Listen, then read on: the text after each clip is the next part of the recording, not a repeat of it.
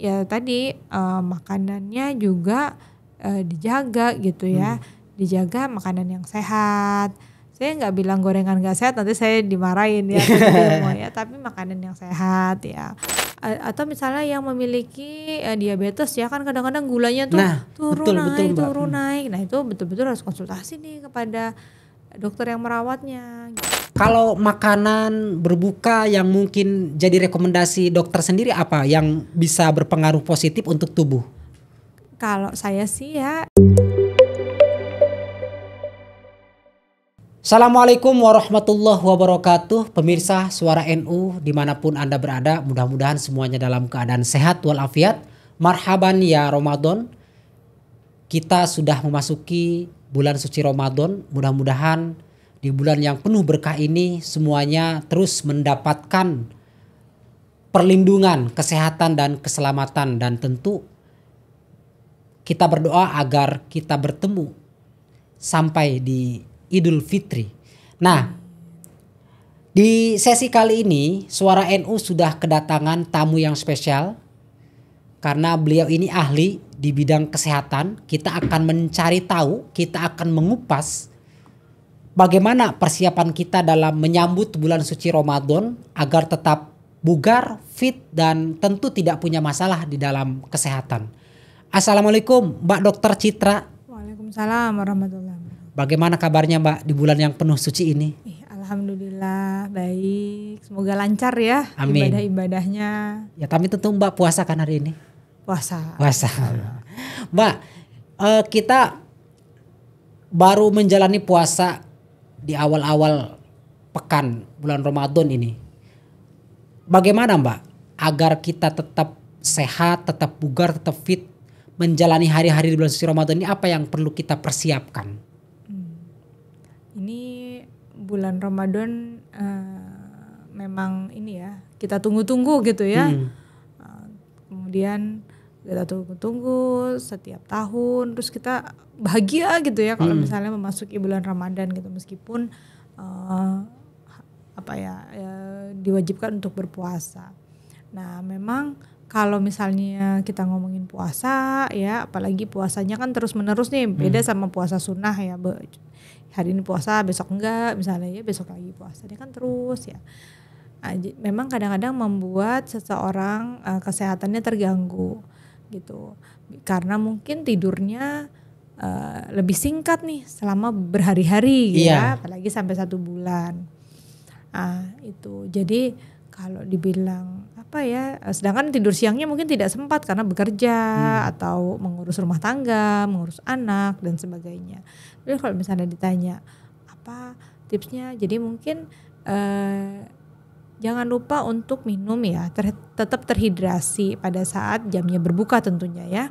Pada saat jamnya boleh makan, boleh minum, karena cairan itu, karena tubuh kita kan butuh cairan ya. Jadi kalau cairannya enggak banyak atau enggak cukup ya, nantinya bisa lemes ya, atau hal-hal yang lain bisa terganggu. Nah, jadi jangan lupa untuk terus konsumsi air putih di jam-jam berbuka. Kalau misalnya kita senang minum kopi atau minum teh, maka lebih banyak lagi minum air putihnya. Gitu. Karena kan kopi, teh itu juga membuat pipis kita makin sering nih. Iya, jadinya kan diguyur lagi sama air. Jadi lebih. Jadi kira-kira persiapan itu yang mungkin harus diperhatikan oleh umat muslim Mbak ya. Nah bagaimana Mbak dengan kasus orang di mana dia harus minum obat setiap saat misalnya ketika menghadapi bulan Ramadan, bagaimana Mbak? Tetap sementara dia juga wajib berpuasa gitu. Mungkin bisa dikonsultasikan kepada dokter yang merawatnya ya, apakah jam minum obatnya itu, jam konsumsi obatnya itu bisa bergeser. Ya, misalnya menjadi habis maghrib ya, terus agak habis raweh panjang gitu, dan kemudian menjelang imsak ya, atau menjelang subuh gitu. Jadi bisa dikonsultasikan juga ke dokter yang merawatnya, atau tergantung jenis obatnya.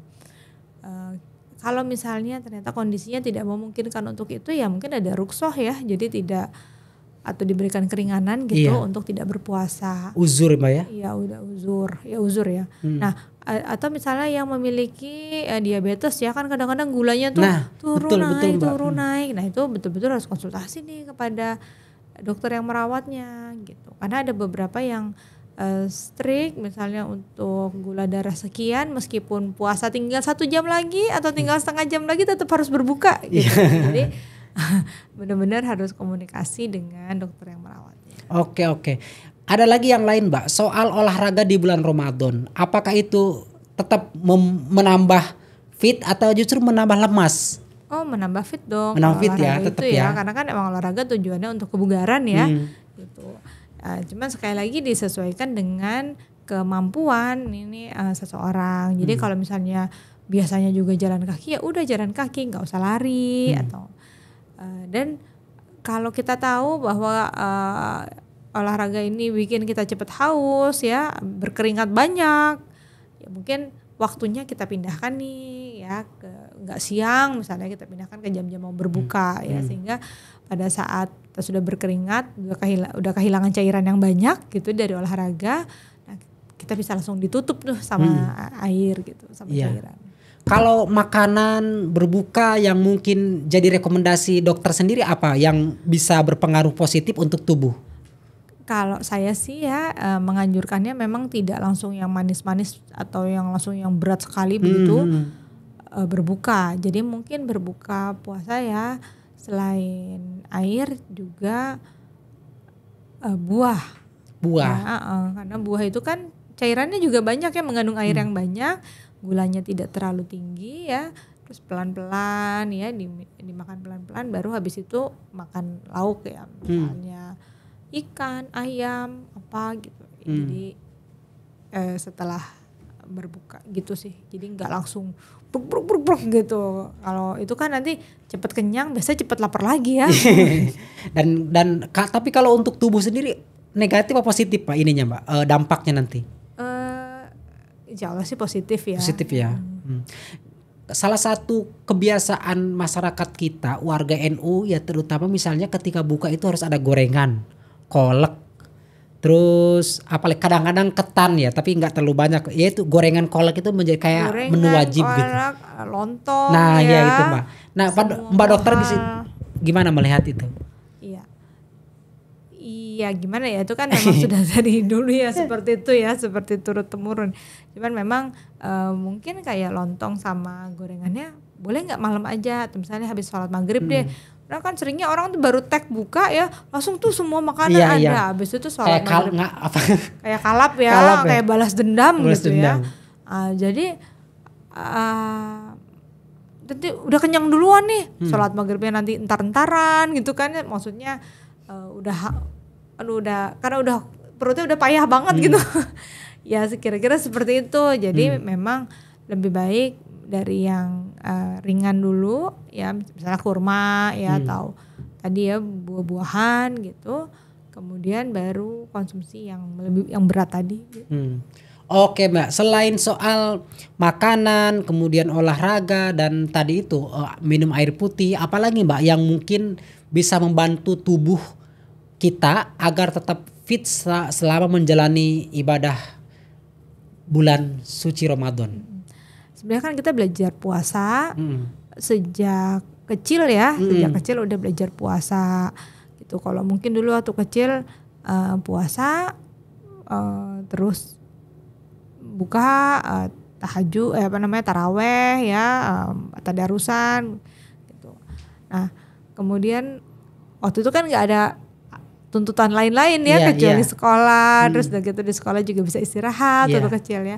Nah makin bertambahnya seiring dengan bertambahnya usia kan juga makin banyak juga yang kita lakukan. Nah itu ya apalagi dengan transport misalnya dari tempat kerja ke rumah. Nah itu udah jam 3 gini tuh krusial banget nih ya. Kalau enggak itu bukan di jalan.